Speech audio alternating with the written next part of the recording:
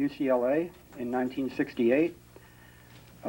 His specialty was in the fields of colonial and national Latin American history, but Tony also prepared the fields in the modern period of the United States and European history. His dissertation was on Mexico in world affairs from 1928 to 98, and he began teaching at Sonoma State in the same year that he received his doctorate, which was 1968. And I'm almost tempted to say that he has lived here happily ever after, but that's not really the way of the academic community.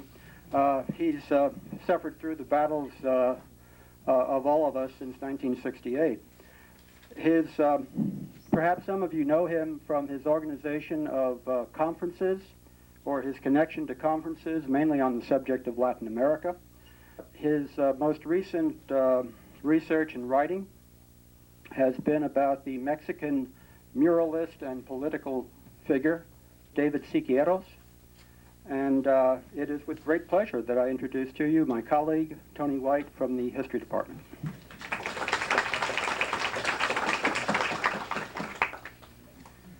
Well, thank you. I'd forgotten that I'd actually studied colonial and other sort of aspects of history, because my major interest has really been on sort of contemporary or century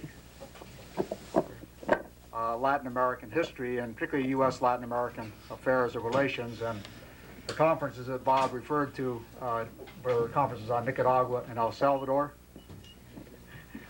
which were very timely at the time when we had them several years ago. Unfortunately, not much attention is being paid to those parts of the world today, in spite of the fact that the atrocities, etc., are still going on. The human suffering certainly is still going on in that part of the world.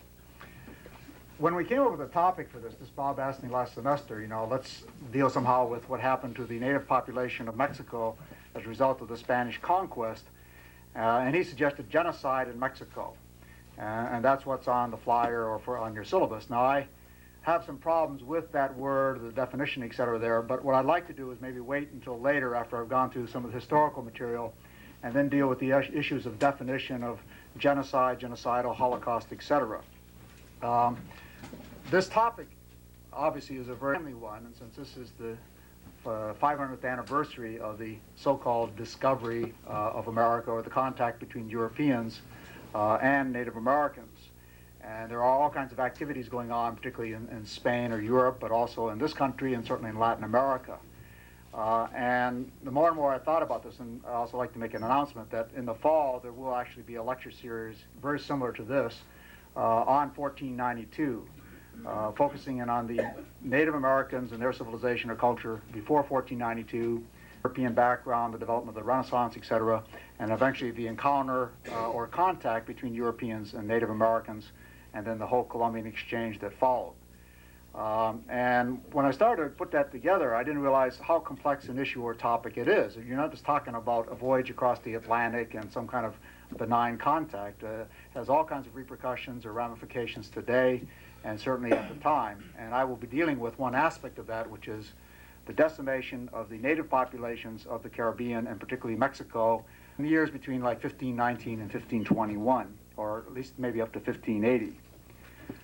Now, the other thing about this, even though my focus or interest has been on, well, a Mexican muralist who died some years ago, but a 20th century figure, and also on U.S. Latin American relations, that you begin to go back and look at other things. In other words, when you're asked to give a lecture for somebody else's class or something like this, you start looking at, you take the same information or material you had, but you put it in a different context. You look at it differently.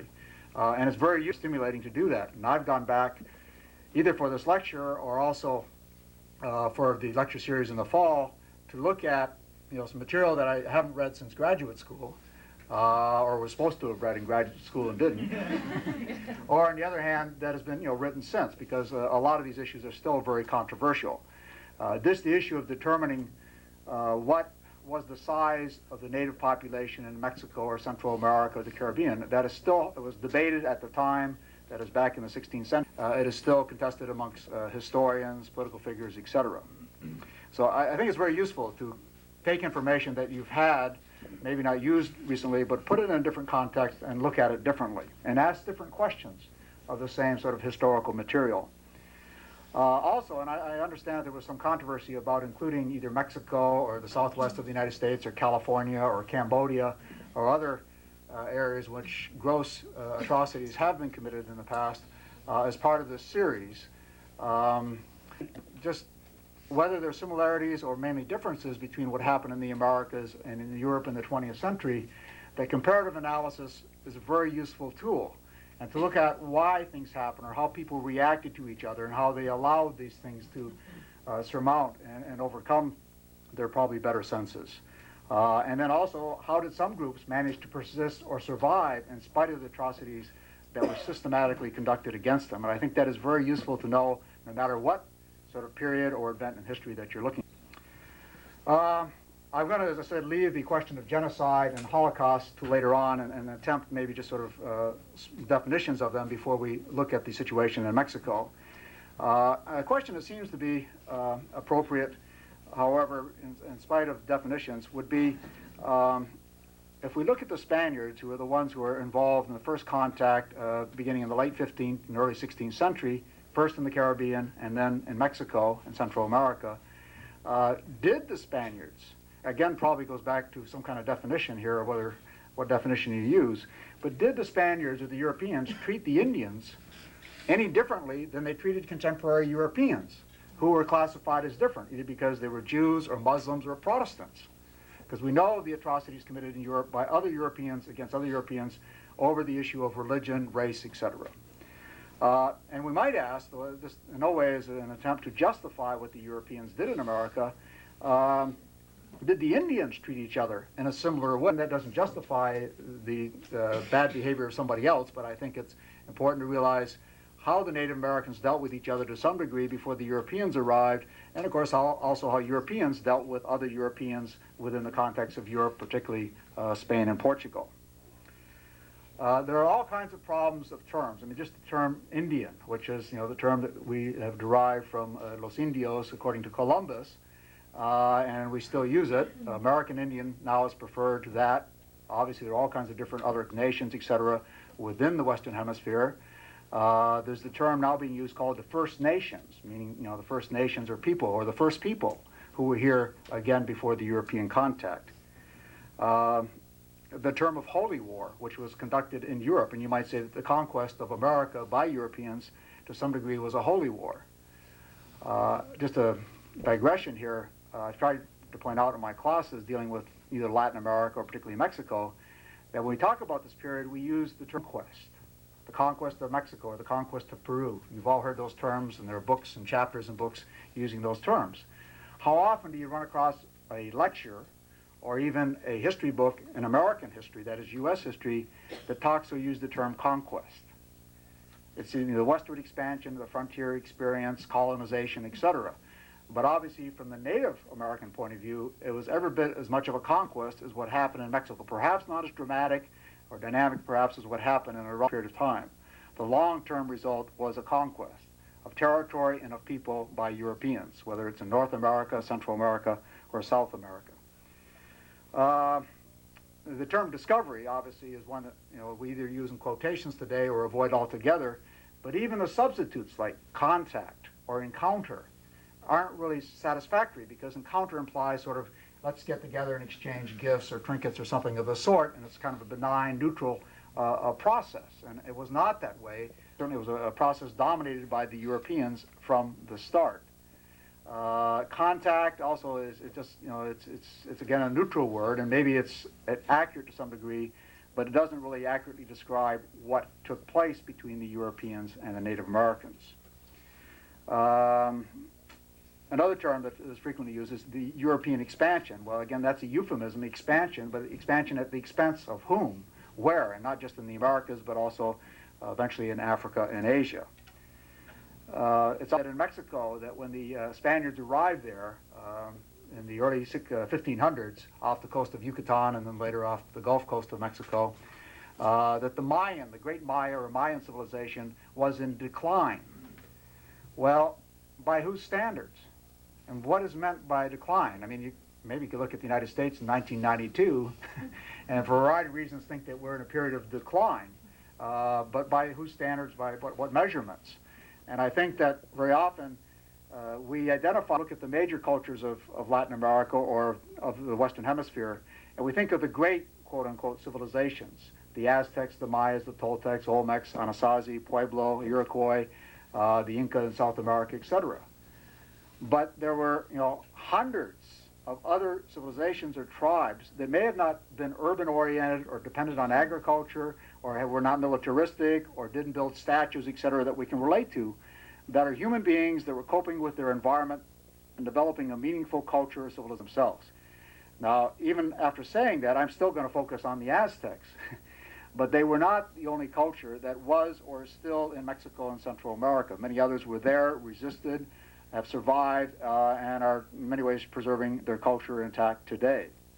And the Maya, for instance, they may have abandoned their large urban or ceremonial centers for good logical reasons. They may have become polluted or exhausted in the resources around there, or they didn't want to pay the taxes to support some parasitic nobility. So the fact that they moved back to, you might say, the tropical forest and settled in small villages and abandoned these ceremonial centers may have been a rational decision about how to survive and cope with the environment. And in no way would suggest the decline of the Mayan culture. And ironically, the Mayan culture, which is supposedly in decline, the last Mayan stronghold fell like 167 years after the Aztecs had been defeated.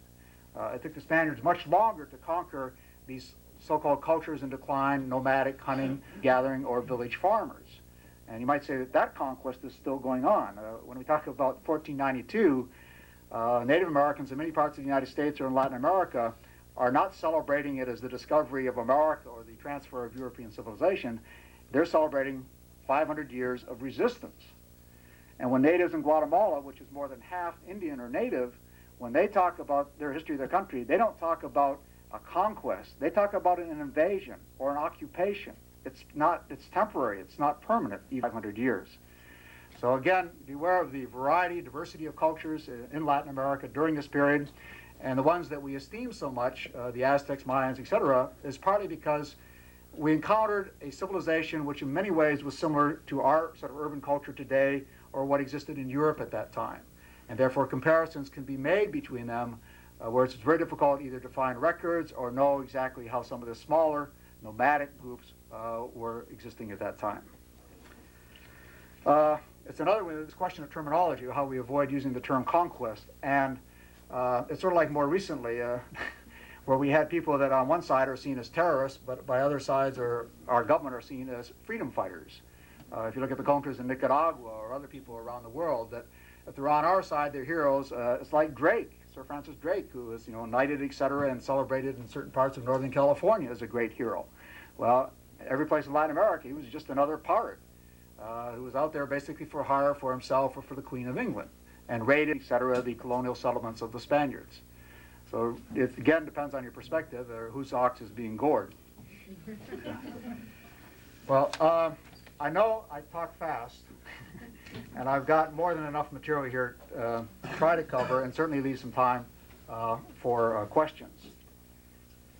Another point I'd like to make that is dealing with 1492 and what has evolved since, is that Latin America, or what we call Latin America, and that's a whole other lecture, we call it Latin America, because that's not a very accurate term in a lot of ways, and it's again very Eurocentric. Both the terms Latin and America coming from Europe and not recognizing either African or indigenous contributions to Latin America. But that area that we now call Latin America, let's say the Western Hemisphere, but certainly Latin America, Mexico particularly, and Peru, were highly developed, self-sufficient, independent entities, nations, civilizations, whatever you want to call them. As a result of 1492, they became colonies exploited by and raped, etc., for the benefit of Europe, leading to the industrialization and development of capitalism in Western Europe, either through their resources or the sweat of their labor, or literally their blood. So one of the ultimate results of, you might say, the European conquest or encounter was to make independent, self-sufficient cultures dependent. And basically, colonies controlled politically, economically, socially, and culturally by Europeans. With some, there certainly were aspects of independence or native groups that preserved their integrity. But basically, those countries, what are now the countries of Latin America, are dependent, and if you know anything about their social economic conditions today, they're obviously not doing very well. But before 1492, they were maintaining a large civilization. If you can see from the handout I turned out, the size of the population in Mexico alone. Mexico didn't reach a population of 25 million until probably sometime in the 1940s. And yet it had 25 million people at a fairly high standard of living, and certainly the equal of most countries in Europe at that time or even much later. But as a result of the conquest, they became dependent and impoverished nations that we see today. And frankly, that relationship hasn't changed. One of my classes last semester, it sort of occurred to me that basically what the third world is today to the developed countries is a plantation. It's one large plantation. And we either take their resources or their land or their cheap labor to make American, European, Japanese corporations richer and maintain our life. I think that's something we all should be aware of. All right, let me, see, I'm gonna have to lower this and get this podium out of the way. I want to show a few slides here to give you a little idea of just what the Aztecs were like before the Spaniards arrived. Okay. Is the projector on, Bob? Yes.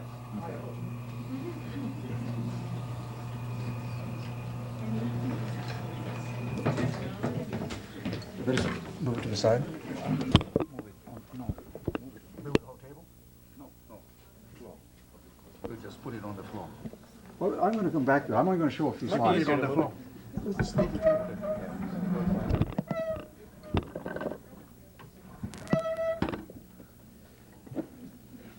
you like the microphone? They can probably hear it. That's, yeah, that's okay. Oh, you can stand right there, yeah. Okay, great. All right.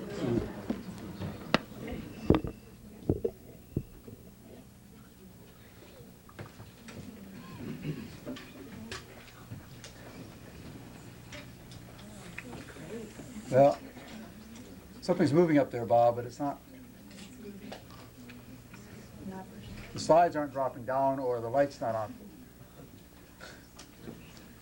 The last time I was in here, we had a problem with the videotape, so it must be my knack, non-technical or whatever.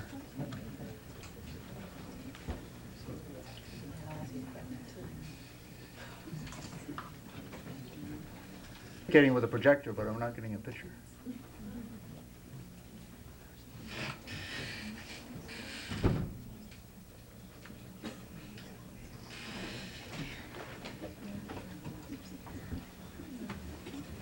These few pictures or slides, by the way, some of them are they're taken from murals by Mexican artists or from the National Geographic, just to give you an idea of what the capital city of the Aztec Empire, Tenochtitlan, looked like again when Spaniards arrived there around 1519.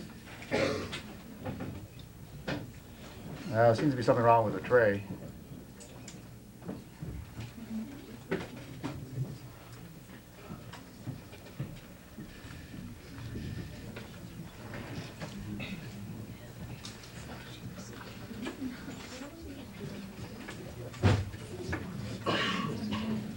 Well, let me, the lights are out here. This will be an excuse for not taking notes. To describe, in some ways, the capital city of Tenochtitlan, at various estimates, anywhere from 100 to 250,000 people lived in this city, built on a lake or basically in a swamp, and then extended its control over most of central Mexico back in the 14th century. So the Aztecs were relatively late, late, so you might say late arrivals, but very successful in establishing their control. Tony, I'm not sure what's wrong. I'll go get Russ, and if you continue. Sure, yeah. I could show all the slides later. I was going to break them up, but I can do them all at once. Thank you. And then the Aztecs emerged there, and through alliances, conquest, etc., they became the dominant political and economic power in central Mexico. And they're probably best known. I mean, if you ask somebody, what do they think of the Aztecs or what their impression is, they probably think of militarism or a nation of warriors, and also engaging in excesses of human sacrifice or cannibalism, which in some ways is not inaccurate, but it's only part of it. It's sort of like looking at the United States and just looking at our defense budget, and what conclusion would you arrive at about the United States? Well, that's how we judge very often other cultures, and particularly that were engaged in combat with Europeans. I think those are overstated.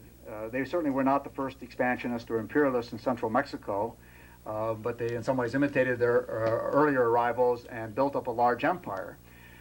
To me, and that's one reason I want to show those slides, is that their capital city is a test of creative genius.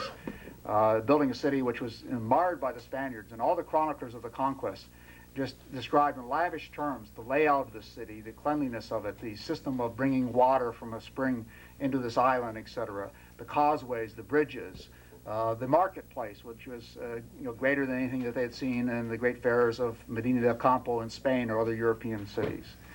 And then later, of course, when they wrote about it, bemoaned the fact that this great city had been really destroyed by Spaniards, who then rebuilt or built what is now this Mexico City, which is not one of the great cities of the world if you've been there recently. I mean, it is in many ways, it has a lot going for it, but it's also the largest and probably most polluted city in the world. They also had developed an elaborate trading network so that the marketplace there had goods from all over Central America and the Caribbean and all parts of what is now Mexico. One of the things that's always intrigued me about them, and this is again how you might say a new present creates a new past, intrigued about other people because they do things differently or similar to the way we behave, that in the Aztec sort of system, that the higher your rank, the greater your responsibility, and therefore the greater penalty for your crime. All right. or justice is what we would call it, right? That's real justice.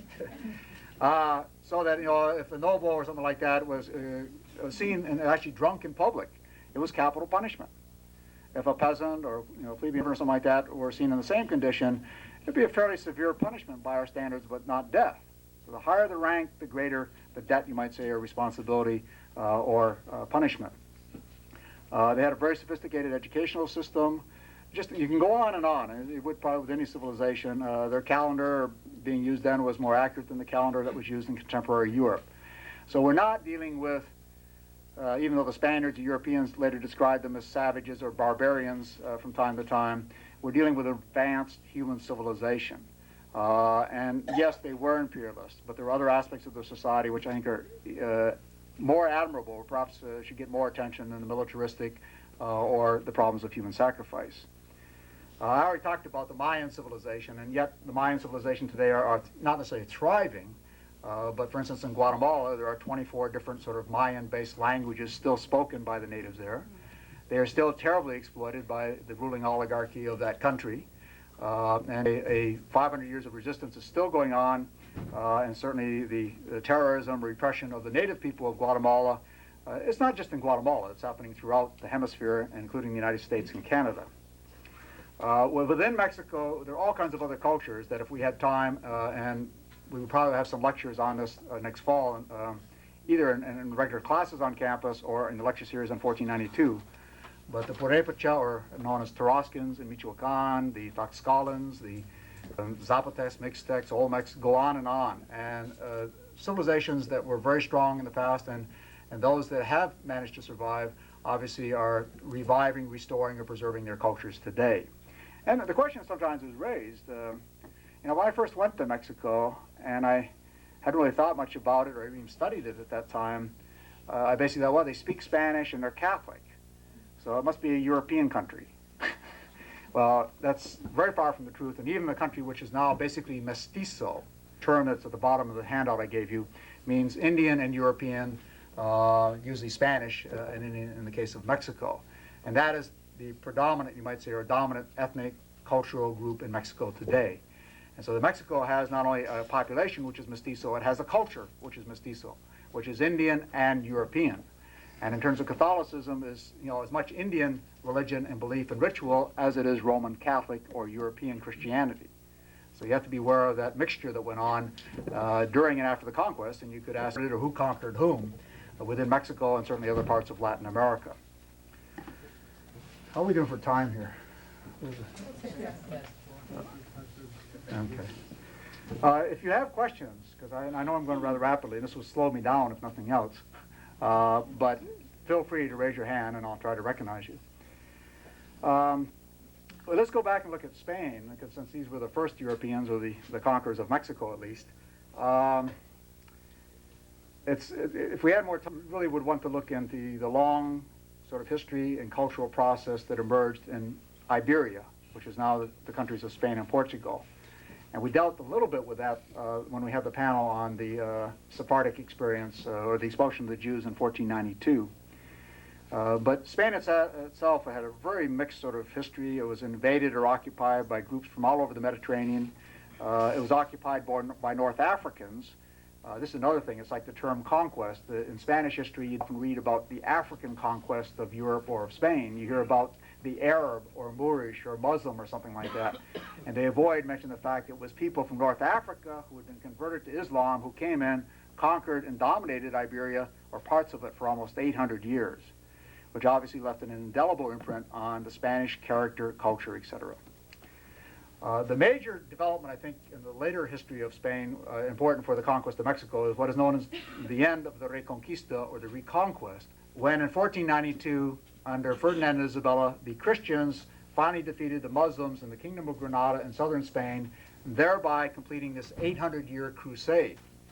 Now, again, looking at Spanish history, it's a good example of how sometimes in history it's not so important what happened, but what people think happened. Their perception of reality or what happened probably is more important than the facts or basically what did happen. And so that last effort against the Muslims in southern Spain became interpreted or explained or justified as a religious crusade to exterminate the infidel and to unite Spain under one faith or religion, Catholicism. And that not only led to the defeat of the Muslims, but ultimately the expulsion of the Jews, the forced conversion of the Jews even before that, the development of the Inquisition, and then also the later expulsion of the Moriscos, who were Islam or Muslims who had converted to Christianity. But about 250,000 of them were expelled, I think around 1607, or shortly after the defeat of Granada and the expulsion of the Jews in 1492. That's a whole other subject and begins another period of history. During that time, by the way, and I think this is important to understand whether what the Spaniards did in the New World was different than what they did in Europe. Other countries, I mean, England and France had expelled the Jews much earlier. Holy wars were fought within countries. French Protestants or Huguenots, in some cases, were massacred or exterminated. In both Spain and Portugal, the Inquisition. The Inquisition used forms of torture, which again was a traditional sort of judicial method at that time, and also mass executions, including burning in public. So what I'm trying to point out here is that first of all, it was not unique to Spain. Spain or the Spaniards probably were not any more cruel or more violent or brutal in their treatment of the enemy than were other Europeans at the same time. There is a black legend, the Leyenda Negra, about Spanish cruelty, and particularly applied to the conquest of America. But again, it ignores the burning of witches in England and Germany and other parts of Europe, or the mistreatment of Protestants or Catholics in different countries, or the treatment of Jews and Muslims or questionable heretics within any European society. It was a very violent age. I mean, there's no question about that. And human life was not, well, I'm not sure that human life is any more sacred today, to be honest with you. But we talk about it more, and there's more rhetoric about it. But the fact that we invaded Panama 2 years ago, maybe 4,000 Panamanians, just to arrest one man whom we put in power or kept in power or put on our payroll to begin with. So there's been very little concern about the loss of Iraqi or human life in Panama during the invasion of 1989.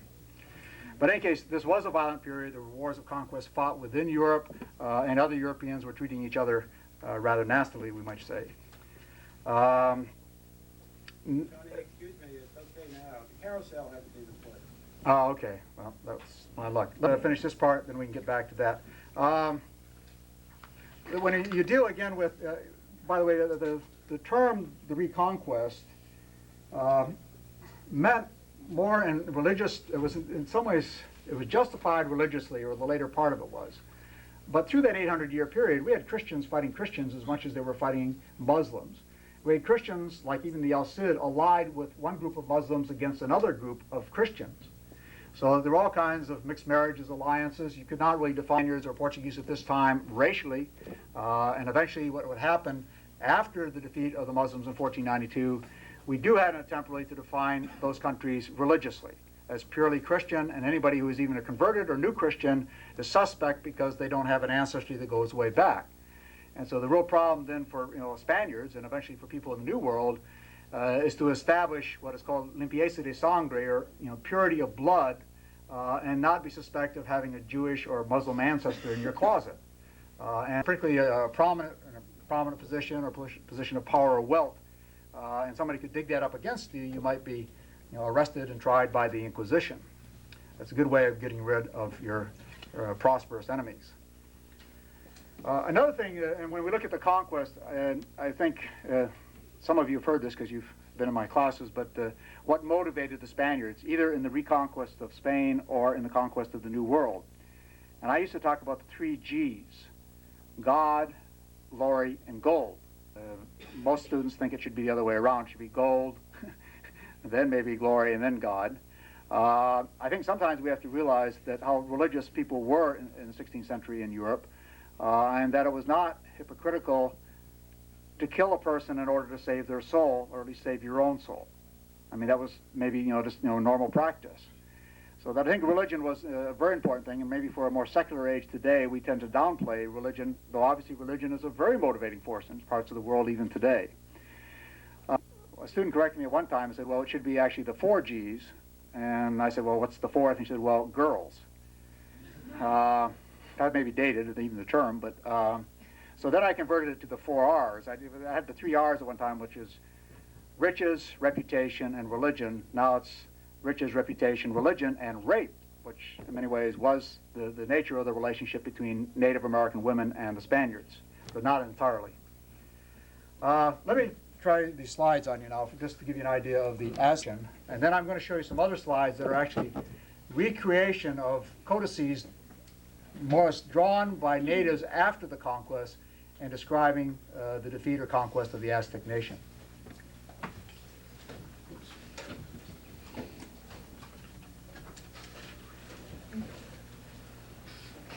Okay, now this gives you an idea of Tenochtitlan in the 20th century. It's probably a fairly clear day, actually, compared to some. This is the Zocalo, or the main plaza of Mexico City today, or the Federal District, which is the capital of the country.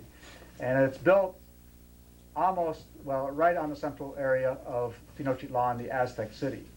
And there are many more leaning towers or cathedrals or churches in Mexico than you find in all of Italy or all of Europe, because it's built basically on a swamp or a lake, and these large stone buildings obviously are going into, there are also earthquakes, and because it is that kind of mushy soil, the earthquakes are rather devastating. Not far from that, they recently discovered, back in the early 70s, the Templo Mayor, or the main temple of the Aztec capital. You can see in the upper part there in the background, it's the Zocalo with the cathedral, and then a superimposed sort of diagram here over colonial and modern buildings, which they have now excavated so that you can go there and walk around and see the different parts of the Great Pyramid of the capital city of Tenochtitlan. At the top of the Great Pyramid were temples to the god of rain and to the god of war and the god of the sun. And it was this temple was basically the center of this great city, which was built on a lake. Let's see if I can.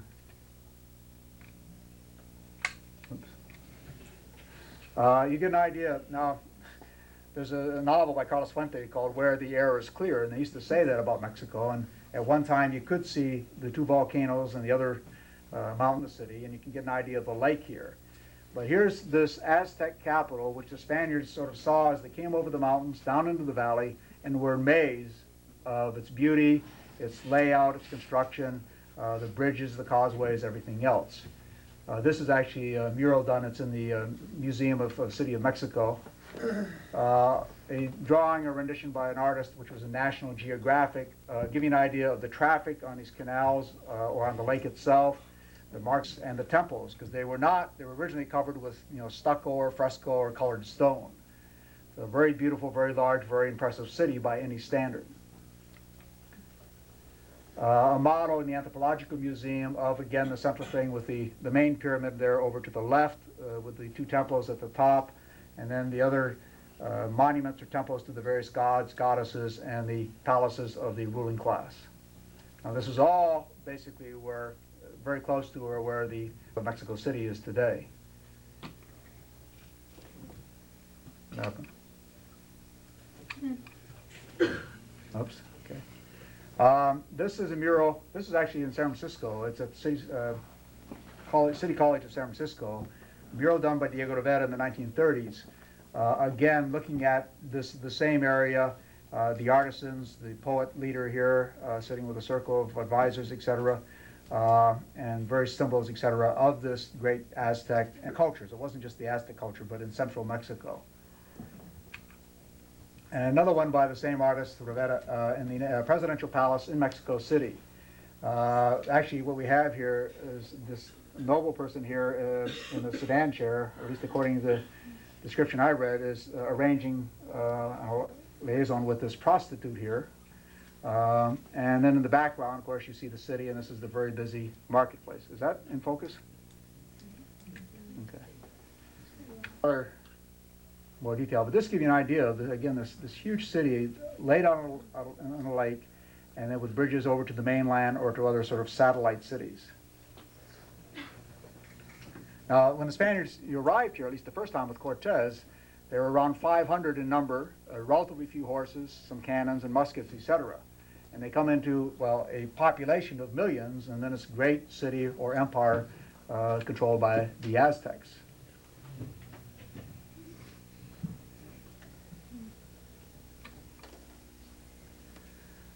They had a very incredible sort of system of intensive agriculture known as chinampas, like they were sort of floating gardens or platforms, some of which, well, they're no longer floating, but are now in the area of Xochimilco. But these, because the land, they had a very large population, but they were able to maintain or supply themselves with adequate food, etc., through a massive trade system, but also through a form of intensive agriculture.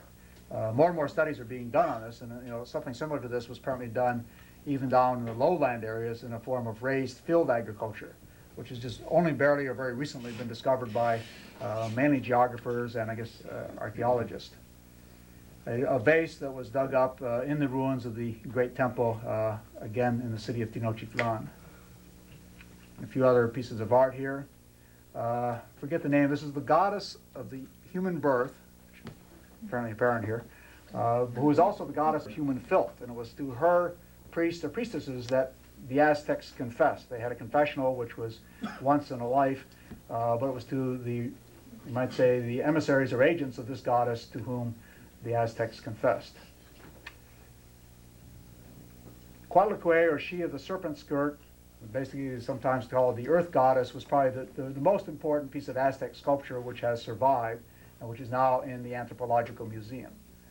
But full of symbolism and stuff, which would be, by any Aztec or Native American, very obvious in its meaning, but rather perhaps alien or exotic to us, or even frightening. A black obsidian vase. Now remember that all this carving that we've seen so far is being done without the use of metal tools. But the design here is very creative, with something, a monkey basically holding its tail and forming the basis of a vase. These are only these are only a few inches their size. And then finally a grasshopper, which is, I think, 1 or 2 inches high or 3 or 4 inches long. So you get some sense of the ability of the Aztecs, obviously, to build this great city and then to study and replicate nature in some type of a hard stone. Okay, Bob? Well, I guess I didn't turn on the lights, right? How do I turn off the projector? I will turn it off. Okay, thank you. I want to use it one more time.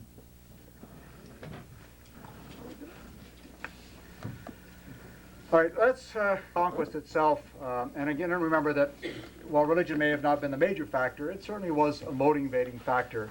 And we find a lot of evidence that when the Spanish leaders, well, one way I put it to some degree, if they weren't religious when they started, and they faced an army where they're overwhelmed 100 or 1,000 to 1, and they not only survived but won the battle, I think he would rapidly become religious or believe somehow that God or your God was on your side and not on their side at least. And by the same token, you might say the Native Americans who experienced this military defeat, even though their whole concept of war was entirely different, and that's a major factor. I think, leading up to the defeat of the Aztecs. When we get to the Caribbean islands, and then the main island of Hispaniola, which is now the countries of Haiti and the Dominican Republic, that becomes the first sort of major Spanish stronghold in the West Indies of the Caribbean. Cuba later becomes much more important, but in the early years that we're talking about here, Hispaniola is the major sort of island for jumping New World or the conquer of the other islands. Now, right away, we have a problem of the population. The very estimates of anywhere from 100,000 Indians on that island to as many as 4 million. And from 100,000 to 4 million is a big gap. And there's scholars are still debating and researching and trying to come up with some idea of the nature of the native population of the Caribbean before any of the Europeans got there.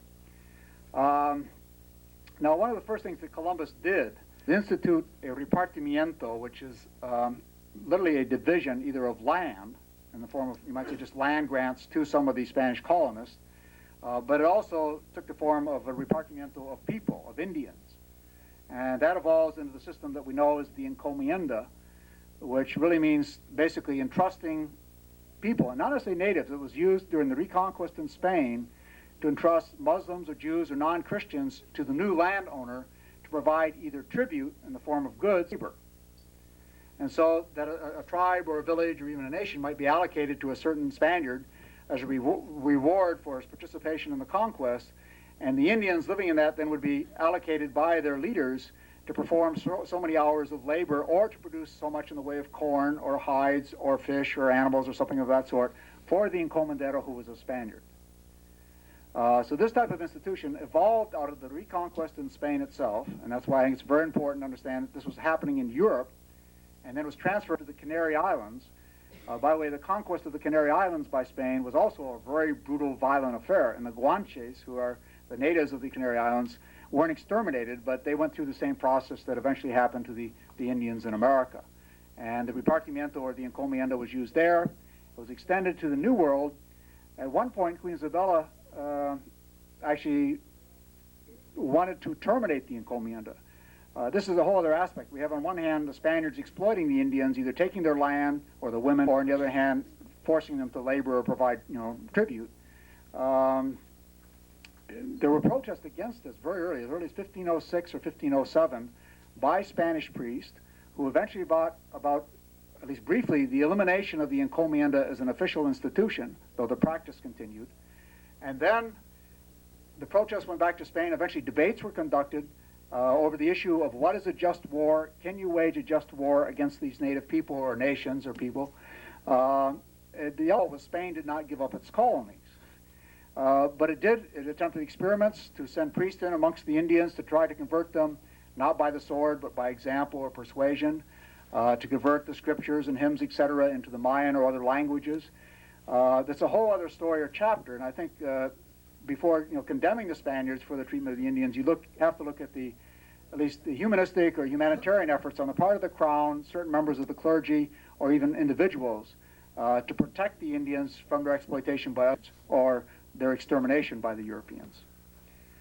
The concept of the just war is an interesting one, and eventually there's a debate and an institution is drawn up, which today is, it's sort of laughable, but at the time it certainly made some sense to the Europeans. They developed a thing called the requerimiento, or requirement, which was a lengthy legalistic and historical document dealing with the history of Christianity and basically the Christian kings of Spain, and making an offer to the Indians that if you accept us and our faith and our that, we'll welcome you as brothers or sisters. As it turned out, of course, sometimes this was read while they were 100 leagues off the coast, or was read in Spanish or Castilian or perhaps Latin, and there was no interpreter available. And when the Indians rejected it, even if they could understand it, that then justified a war against them. That became a just war because they had rejected this very generous offer to become Christians and part of our civilization. But the fact that they went through the process, about, I think, the 16th century standard European, that they would either draw up the document or somehow feel that it would relieve their conscience or guilt or like that, and they could wage a war if the Indians rejected this statement or document. We know of all the missionary efforts by the Spanish friars throughout Mexico, Central America, the Southwest, and Latin America. a lot of you have seen the film The Mission. If you haven't, I highly recommend it. I think it's an excellent film, except that it makes us look like good guys and better than they really were in most cases, and certainly in that part of the world. But again, the Jesuits are trying to bring them into missions to civilize them, convert them to Christianity, but at the same time, they obviously were exploiting them. And the Jesuits had a total monopoly in production of a tea in Paraguay, which then they not only produced but distributed to the other colonies. There was a question. Well, in English, it's just requirement. Be requirement or requirement in Spanish. And by the way, this is always, at least legally in Spain and in the court, and certainly by the monarchs and their advisors, the Indians were always, after the conquest, seen as legal subjects of Castile. In other words, they had all the rights of a citizen of Castile, which is the central or main kingdom of Spain at that time. But basically, in practice, it was a paternalistic sort of relationship in which they were always infants. They never were adults. And therefore, the crown or the people could make decisions for them. But legally speaking, or theoretically speaking, they were citizens equal to the citizens of Castile from Spain itself. Now, looking at Hispaniola, yeah, Francisco? Before you go on, didn't that happen after the Valladolid debate? I mean, they were not subjects of the crown right after the conquest. It took a big debate to find out whether they were humans or not. Well, I'm not sure I can answer that one with the other, but I've been reading a lot of stuff and the very early period now, and before the laws of Burgos or later the new laws, which are 1542. And we have Queen Isabella, at least in some of these things I'm reading, saying, treat them like they're Castilians. And Columbus, sort of accepting that. Now, the other thing is that he sends back, I think it's on a second expedition, the second voyage, that he sends back Indians as slaves, and she frees them. But saying you cannot enslave; these are citizens of Castile, and they're nominally Christian, you might say. So I think that attitude is something develops early. The laws of Burgos are drawn up in 1512, which basically they restrict the encomienda. You cannot take a person more than so many days out of the week or weeks out of the month or the year, so far from their home to perform certain tasks, etc. But the real problem we have is that even though the laws very often are passed by Spaniards who never were in the New World, therefore didn't confront the reality, and it was impossible, given the problems of communication, distance, and the behavior of Spaniards in the New World, to in any way control or enforce those laws. They were unenforceable. And later on in 1542, as a result of the efforts of Las Casas and others, the new laws are passed which are to eliminate the encomienda. But the viceroy, who's the chief Spanish representative or authority in Mexico, or what is the Viceroyalty of New Spain, he realizes that if he enforces the new laws, he's going to have a civil war in his hands, so he doesn't enforce them. So if the laws passed in Spain are not enforced deliberately by the Spanish official, the Viceroy of Peru does. Civil war breaks out, and the Viceroy is killed by the Spanish rebels in Peru. That was probably not the first Moctezuma's revenge, and I probably shouldn't mention that, but it was one example whereby the Indians, I don't think they were sitting around and laughing, but they could see the Spaniards killing each other off and hoping they would continue, perhaps. Now, again, we have problems with the size of the population in Hispaniola. Oviedo, one of the first historians dealing with this period, an official, estimated there were about 1 million Indians in, say, 1500 or 1492. By 1548, let's see, that's 56 years after the first discovery or the arrival of Columbus, there were only 500 people left on the island. Went from 1 million down to 500.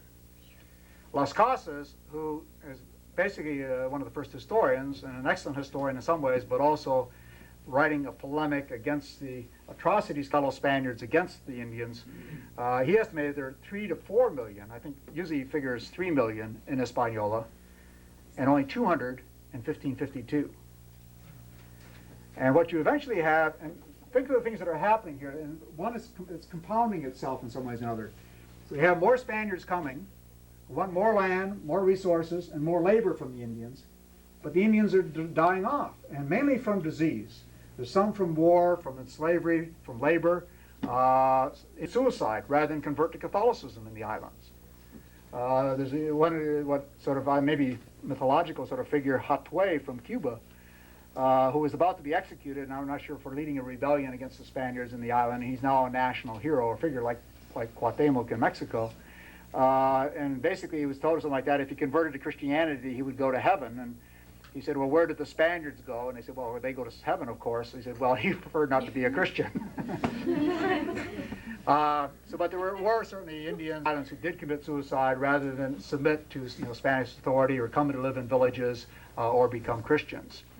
But anyways, we have the decimation of the native population of the West Indies in a very short period of time, 10, 20 years. The Indian population is being wiped out. More Spaniards coming. You might say more demands from Europe for goods, mainly gold or silver, and later agricultural products, but fewer Indians to perform the labor on the encomiendas. So you might say a village which is supposed to supply, let's say, I don't know, 100 bushels of corn every 6 months or something like that, or every year. Well, we have, 1/10 as many people living in the village, but they still have to supply 100 bushels of corn, or even more perhaps, because of the new demands made by new Europeans coming into the area. So the process starts very early, but it sort of compounds itself. And then the Spaniards, when they run out of labor on the islands, go to the other islands. In fact, the first export from Nicaragua is human cargo or slaves. And again, the figures are disputed, but maybe as many as 500 Indian slaves were taken out of Nicaragua or that part of Central America and sent to Panama or Peru between about 1526 and 1540.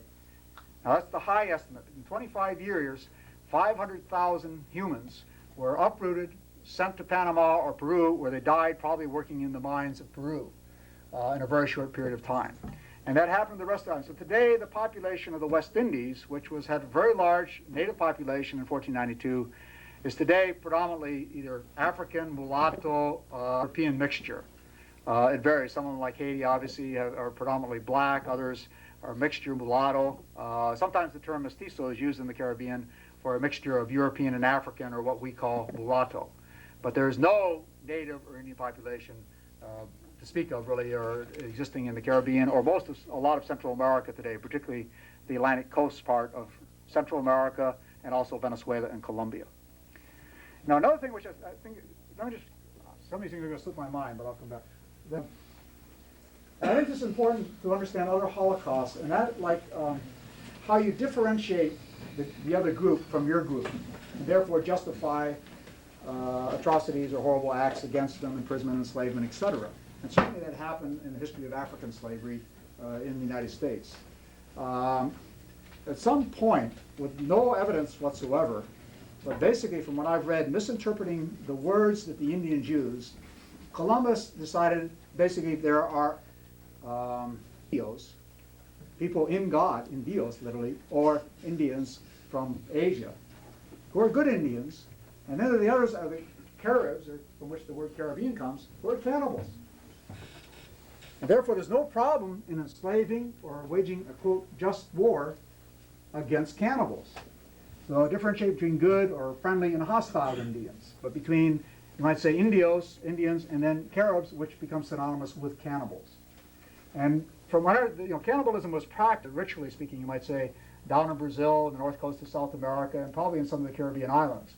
But the evidence that I think Columbus and some of the Europeans had that these people were cannibals is that their enemies, that is other Indians who were enemies, and described them as cannibals or as eating human flesh, and the Europeans accepted that and then justified war or enslavement against them. And I think that's important to understand, not just what happened in the Americas, but in other periods of history, and how you dehumanize the enemy or somebody that you want to exploit, and either take their land or labor, etc. Now, the decimation in the islands was mainly, it was from work, that is the encomienda, actual enslavement. At one point, Columbus, by the way, does round up something like 500 Indians to be shipped back to Spain. He's not finding much in the way of gold or silver or anything else of value, and therefore he decides maybe slavery is a way to make this enterprise profitable. And so he sends back 500 Indians to Spain. Only 200 survive the voyage, and most of them survive or live very long, in Spain itself. I don't know what was the fate of the 200 that survived, but 300 did make it across the Atlantic. Disease, unfortunately, was the major factor.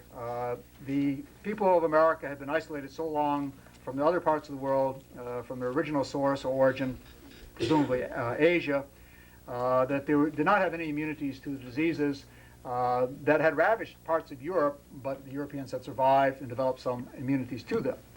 And these were some things like measles, influenza, and smallpox, and also tuberculosis.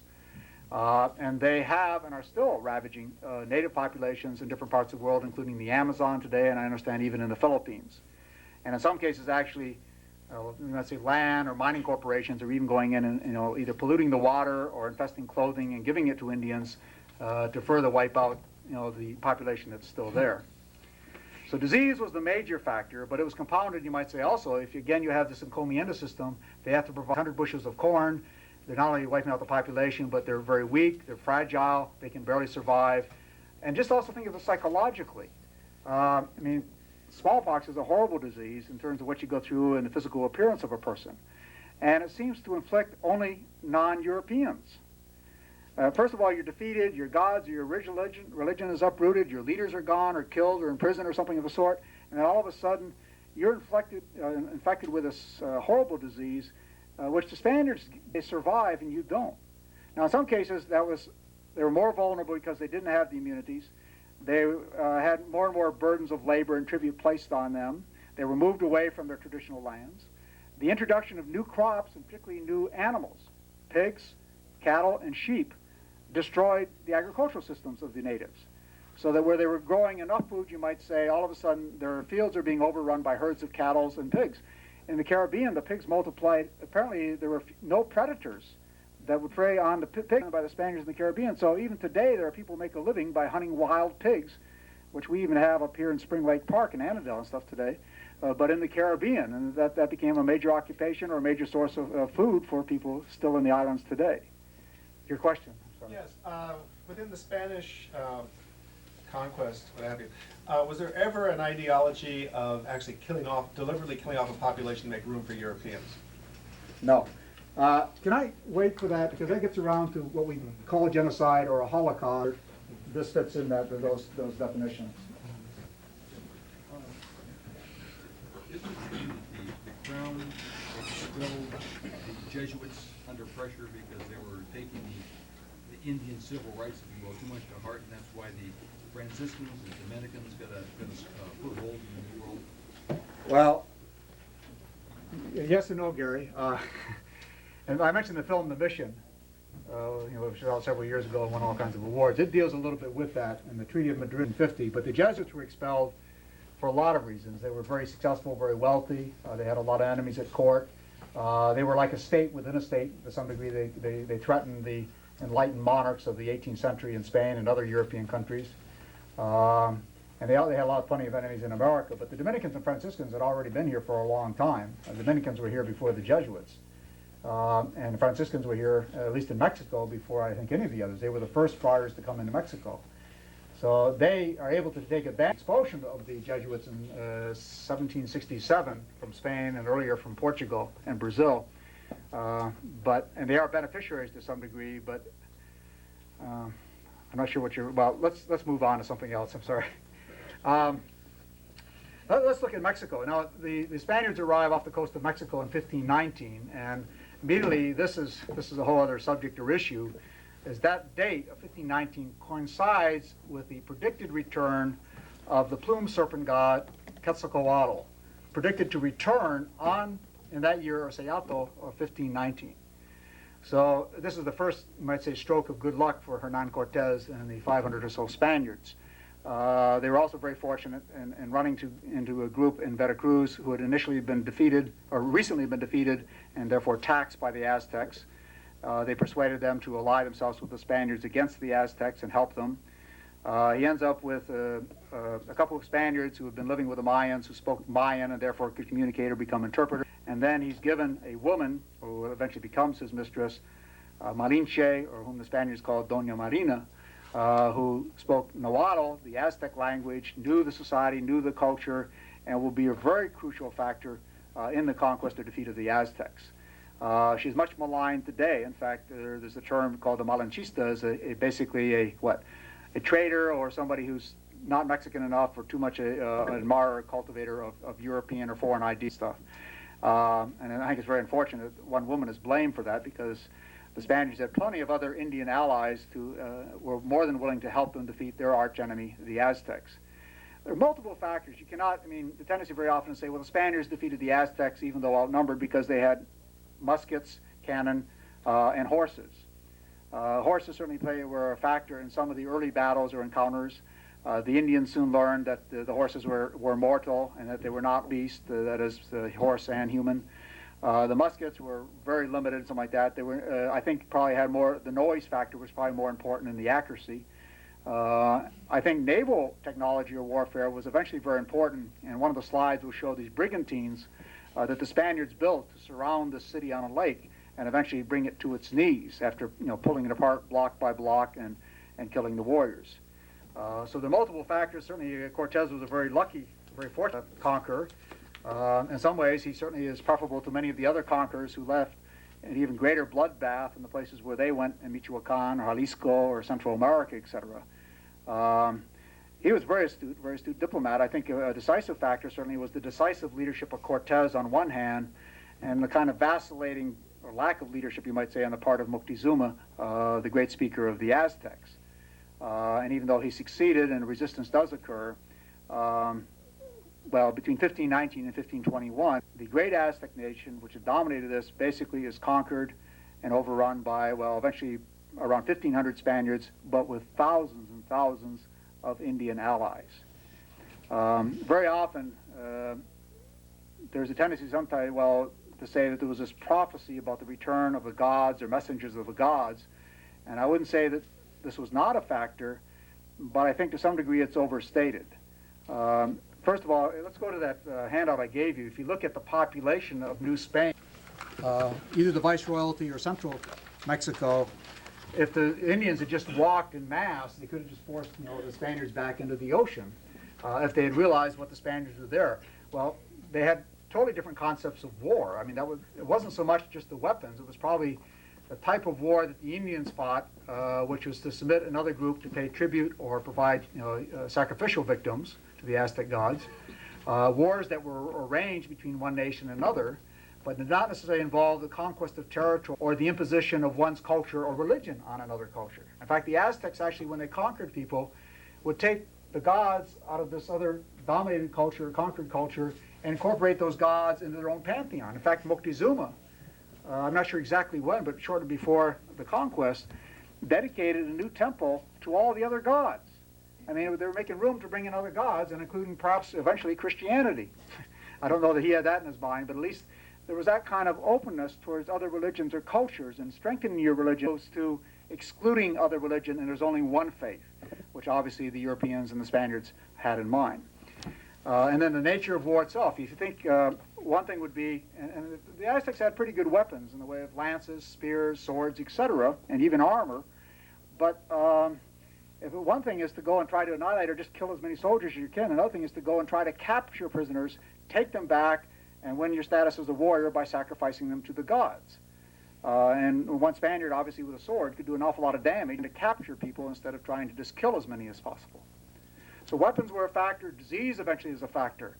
That will show up in the slides as well. In fact, its successor to Moctezuma, Cuitlahuac, his brother, dies of smallpox. And there's a plague in the city while the Spaniards are recovering after they've been defeated, and they come back and eventually succeed. So disease, again, was a factor in eventually destroying the population of Mexico, but also in the conquest itself.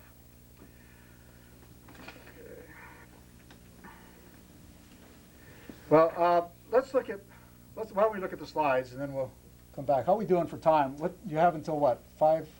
5:40. 5:40, okay. I'll leave some time here for questions, we're almost done.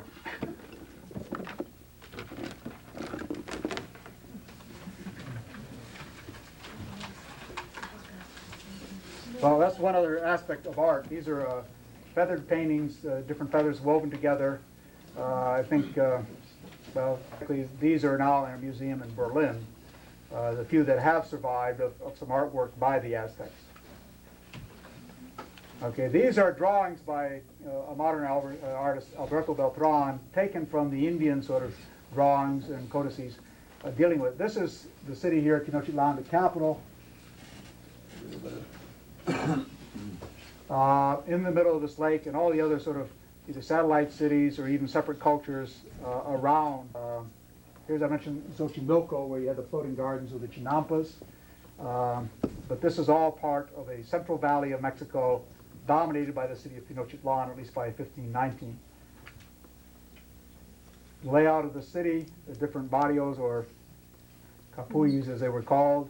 The city was divided, I forget now, was it 4 or 5 major districts, I believe, which when the Spaniards, therefore, when they defeated and started to rebuild it, they more or less conformed to some of the original layout of Tenochtitlan.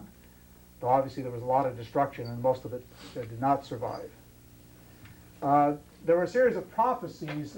Moctezuma himself had been chosen probably because he was a great warrior, but also a superior intellect in terms of religious affairs. And over the last few years, there's been not only the predicted return of Quetzalcoatl in 1519, but also omens, which he or the priest and other people who advised him predicted the end of their civilization, the downfall of the Aztecs, or the return of a god. This is the massacre that occurred in Cholula. Cholula is a very important religious city. The Bernaldillas de Castillo describes as having one temple for every day of the year, or 365 temples. Supposedly this is where Doña Marina, whom we have here, Malinche, warning the Spaniards about an attempt to ambush them when they come into the city. She's told by an old woman, she conveys that to Cortez. He turns he becomes the ambush as opposed to the ambushee, I guess, and massacres most of the warriors and leaders of Cholula. Which is a city. Now, if there was, there's certainly some doubt whether there was any intended ambush of them by the Cholulans. The Spaniards at that time had allies, the Tlaxcalans, who were the enemies of the Cholulans, and had warned them about going into the city. But it was convenient for Cortez at this point, obviously, of the Spaniards to eliminate this very powerful city or its warriors.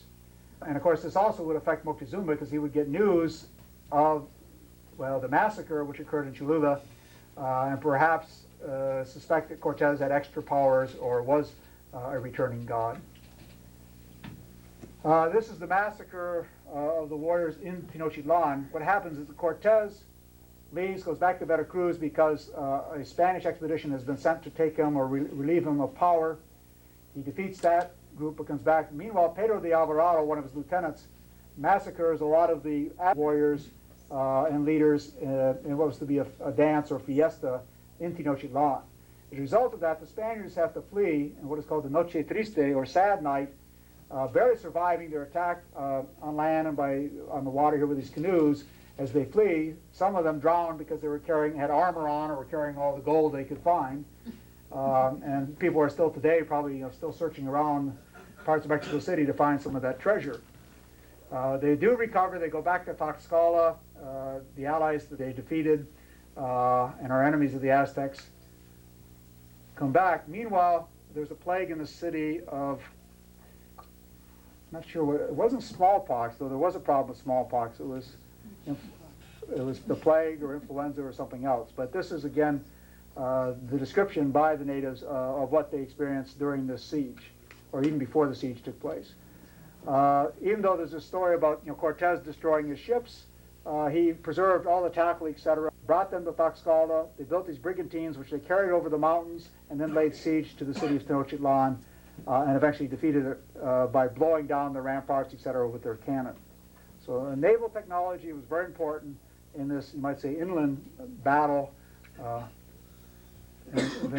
Now, while the Spaniards were fighting, some of them were captured, and then their heads, and also the heads of the horses who had been sacrificed, were displayed on a rack by the Aztecs. The punishment of Indians who either had resisted enslavement or conversion, etc., by the Spanish rulers. Okay.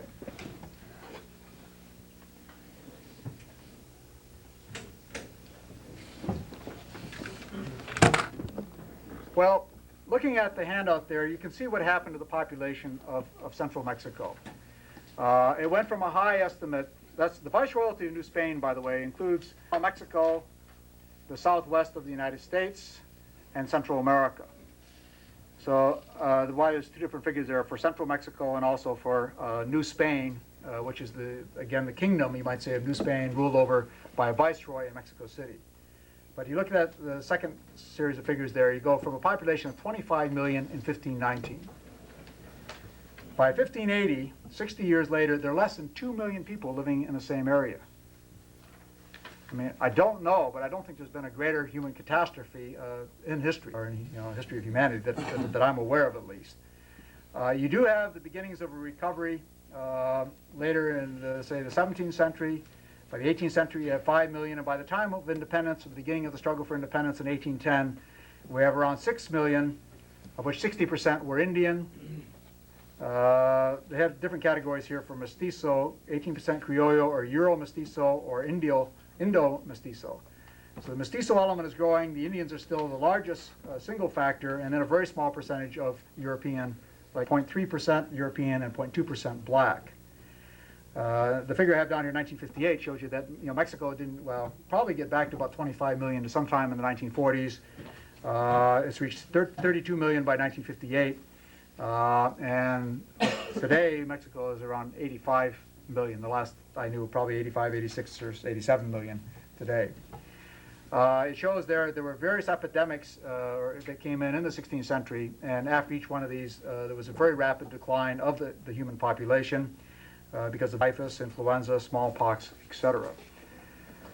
What does this mean? Well, what would have happened if the 25 million Indians had not died?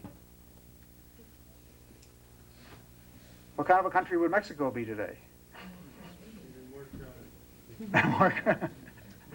Well, perhaps. The Indian population is growing, by the way. It's in absolute terms, it's increasing every year, not only here, but or Mexico, but throughout the Western Hemisphere. I think there are some estimates that the total native population in all the Americas, in let's say 1492, the highest estimate is around 90 or 100 million in all of the Americas of Native Americans. Mexico was probably the largest and most concentrated population, and then after that, Peru, Bolivia, and that area in the Andean countries. I think today there's somewhere between 40 and 45 million Indians. That would make the native population of the Americas today, if you just include them in numbers, and they're not monolithic or even homogeneous, would make them something like, what, third largest country? Fourth largest. Well, third after United States, Brazil, Mexico, and then 40 million Indians would be the next largest, you might say, group of people within the Americas. So it's a large number. They have recovered, and certainly in 1992 they're going to be very vocal, making efforts to preserve, restore their rights, their culture, etc. But if, let's say, the 25 million Indians had survived, could the Spaniards have controlled Mexico for 300 years? Because from 1521 to 1821, Mexico was a Spanish colony. Obviously, the population, while not intentional, allowed a small number of Spaniards, a few 100,000, to come in, control that area, and all of South America. If all the Indians had remained, there obviously would be more of an Indian country today as opposed to a mestizo country. Perhaps you may be practicing a form of Catholicism, but as I said earlier, that Catholicism is as much Indian as it is sort of European Christianity. There were other things that happened as a result of the decimation of the population. Declined because your labor force has disappeared, and the people that worked in the mines or in the fields were natives. And as a result, there's a major depression in the 16th century in New Spain or Mexico, but also in Spain and the rest of Europe because of the lack of gold and silver that's being mined by natives in the New World. So there are repercussions in Europe as a result of this. Let me go into some interpretations or conclusions here, maybe get around to the idea of genocide or the Holocaust. As far as I know, the Spanish policy was not deliberately destructive or genocidal.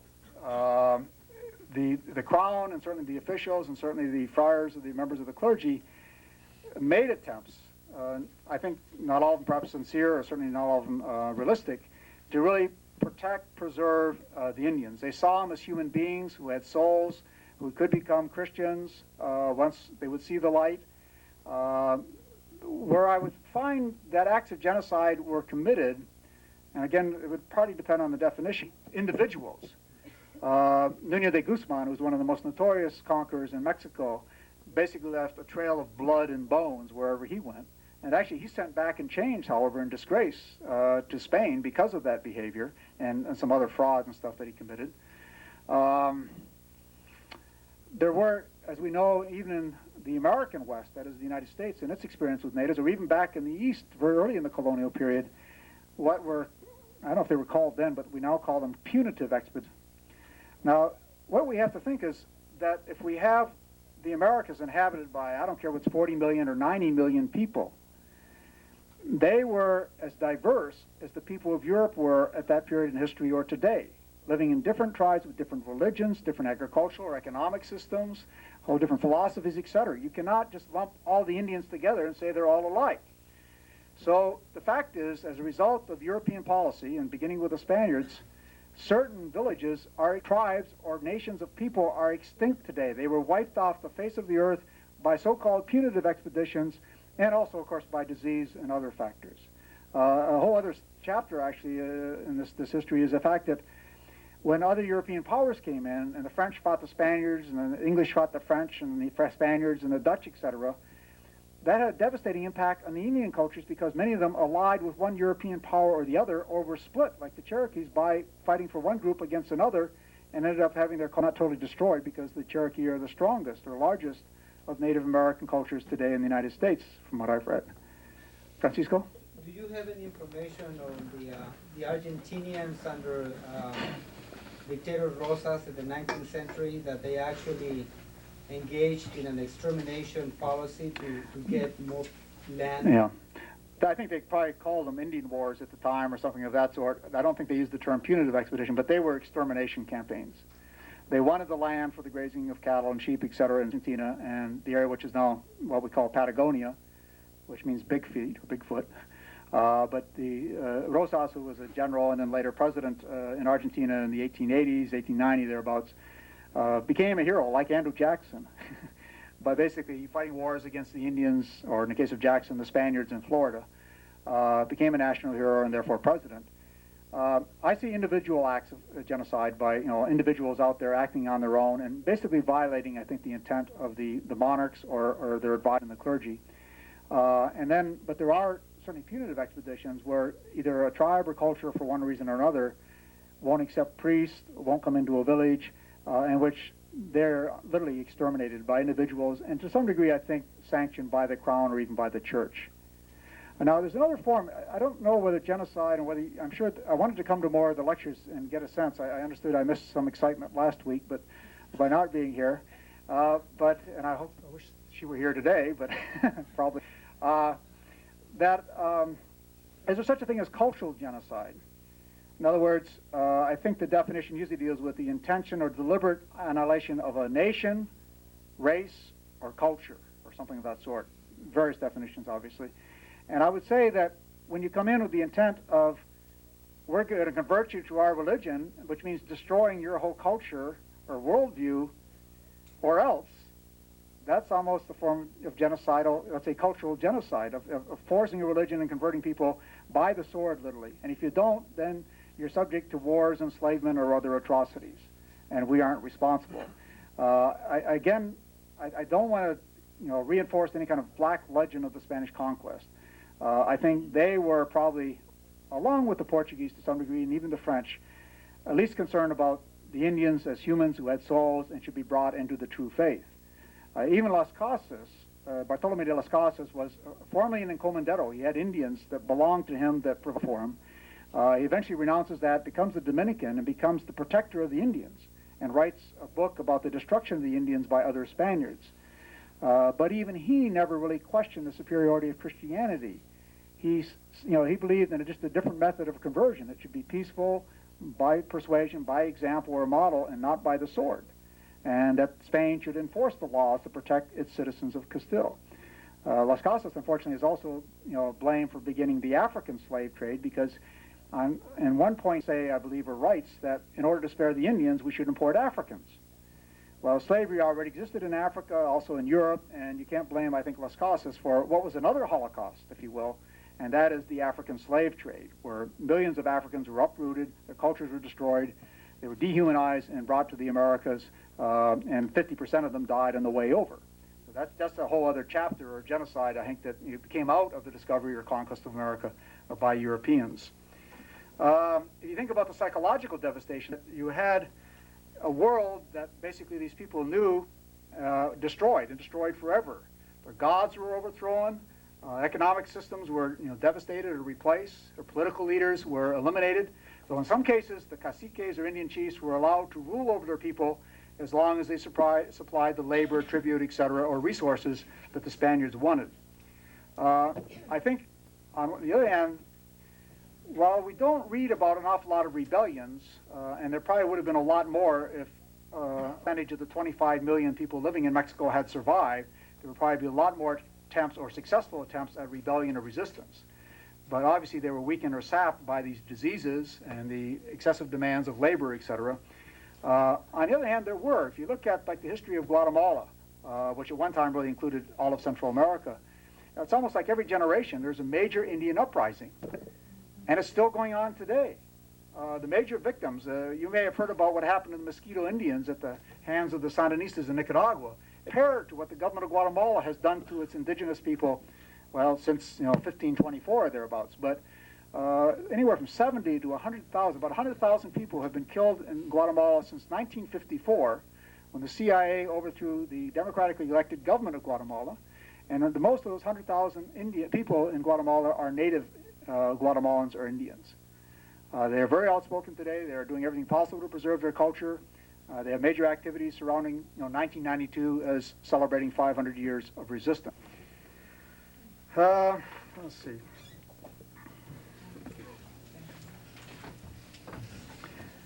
I think I've covered most of the points. Let me just leave a few minutes here if there are any questions.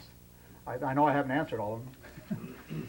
Do you know when the Spaniards allowed Jews to come into the Western Hemisphere? Theoretically, never. Really? Yeah. What happened is the Spanish Inquisition was in charge of immigration. For almost 200 years, only one port in Spain that was allowed to trade with the Americas, and only two ports in the Americas, basically. Portobello, which is in Panama, and Veracruz in Mexico. And they had an annual fleet system, so they could control really the goods and stuff going back and forth so they could impose their tax on it, but also to keep out any kind of heretical or subversive literature going over, and to regulate immigration. And the Inquisition was in charge of immigration. Now, we do know that conversos, or new Christians, came over, and that there were eventually substantial communities throughout Latin America from the beginning to the present. And putting together things for next semester, I want to have an exhibit of some sort in the library dealing with 1492 or some aspect of it. And a Jewish cultural organization in New York, I believe, I forget their name, has a display, which I'd love to have on campus, except they want some money for it. But it's called 500 Years of Jews in Latin America. And from the description, it's interesting. It's an aspect of, say, Latin American history that I don't know a lot about. And I'm sure that from the very beginning, and we do know that, like, for instance, one of the advisors to Ferdinand, who recommended that they accept Columbus's idea to sail west to reach the east, was a converso, a converted Jew, who then tapped the other sort of converted Jews in the community, the financial community there, to put up some of the money for Columbus's first expedition. And that some, obviously it was very expedient. If you wanted to stay in Spain and you were of the Jewish faith, you obviously either converted, became a new Christian, or you left, Spain for good. So many of them, I'm sure, I don't know whether did it basically to survive, had family there, or had been new Christians for some time, but when they came to the New World, had some independence or freedom, then, became the practitioners of Judaism again. I don't know that specifically. I don't know specific individuals. I have read, or did read a long time ago, about an Indian tribe in central Mexico that practices what some people describe as Judaism. But for one reason or another, it's probably not accepted by the synagogue in Mexico City or the official sort of hierarchy. And that may have occurred, I don't know even the nature or location of those Indians today. I just remember reading about it a long time ago. Yeah?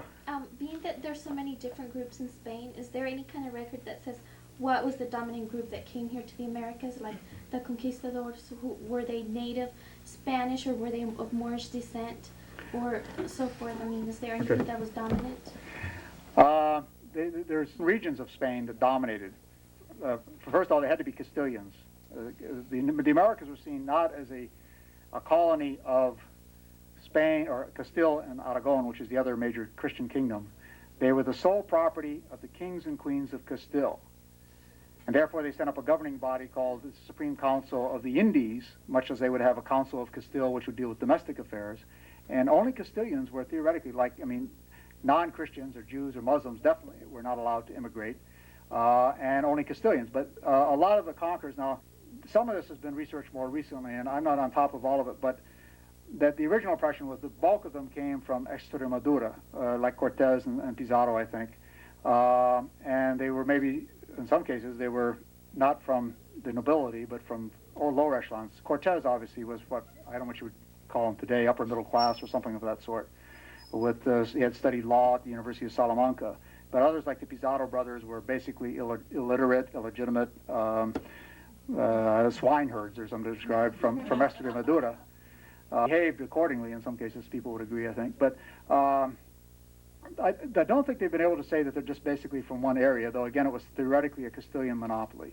There was an intention to show that they were all like the Pizarro brothers, that they were not from the upper class or something like that.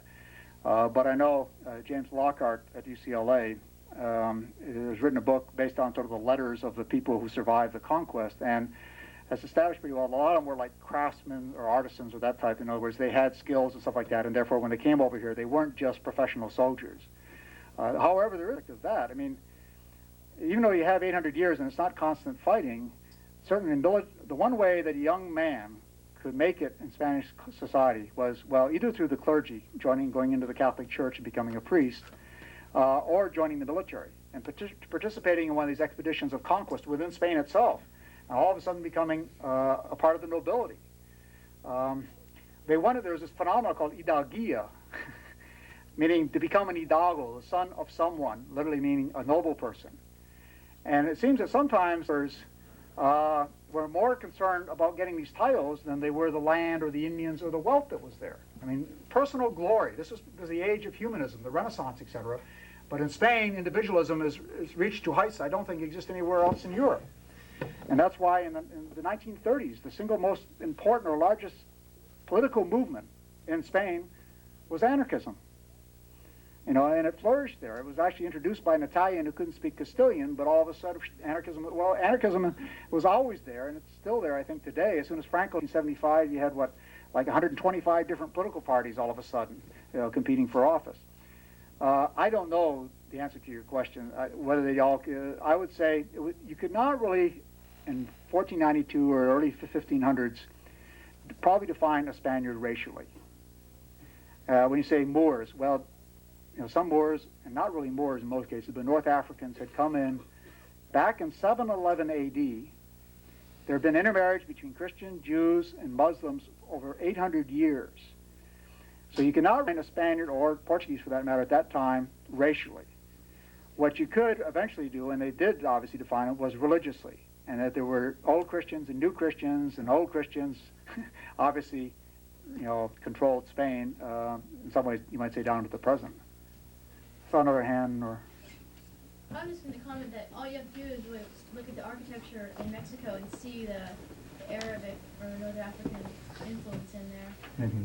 So whether that was borrowing of ideas or actually racial mixing, I don't know. Oh yeah, no, well, that, so much, if you think of this period that they're going, the two most obvious areas were three, I'd say, where you find the influence of Middle Eastern culture.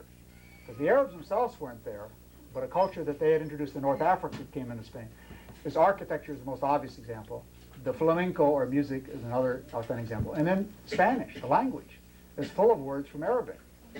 Actually, one of the speakers on our lecture series in the fall is probably going to talk about 500 years of Castilian and how Castilian has been influenced by African languages, but also by Indian languages in the Americas, and particularly in the more Indian countries of Latin America. I'm trying to think, there's something in terms of your question. Without a doubt, I think what happened in Mexico and throughout the Americas was a Holocaust.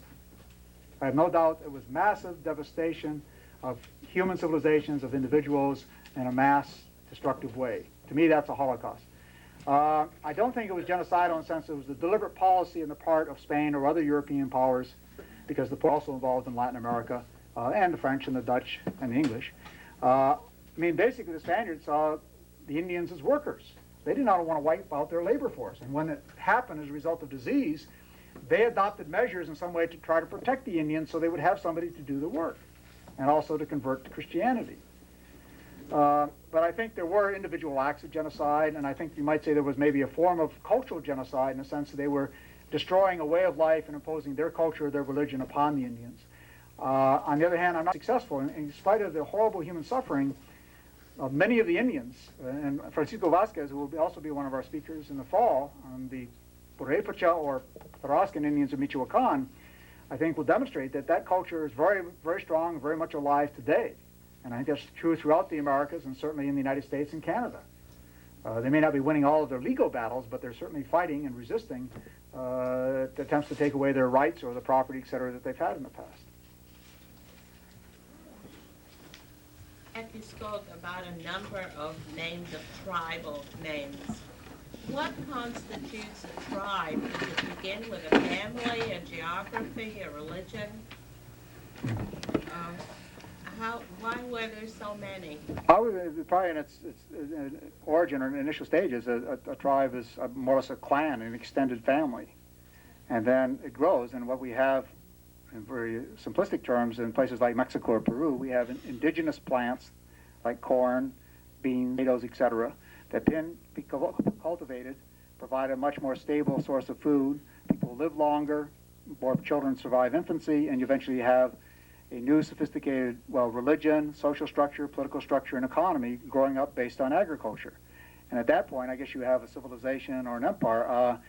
I'm always torn between these things, but civilization and culture. And I know when I talk to my colleagues in anthropology, they have a very different meaning for culture than I do. Well, that's not totally different, I don't think. But it has to be dynamic. They keep accepting, growing. To be what? To be a nation? To be a growing entity. I mean, when does a tribe stop being a tribe? Well, I suppose all along, even a tribe could be a nation if they are distinct from other groups of people in terms of their lifestyle, religion, or certainly their language.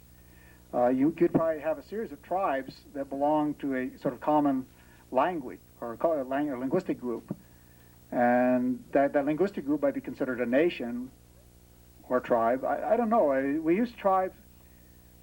The Romans used the tribes to describe the Gauls, I believe, and the Celts, and the other people that they conquered in Europe.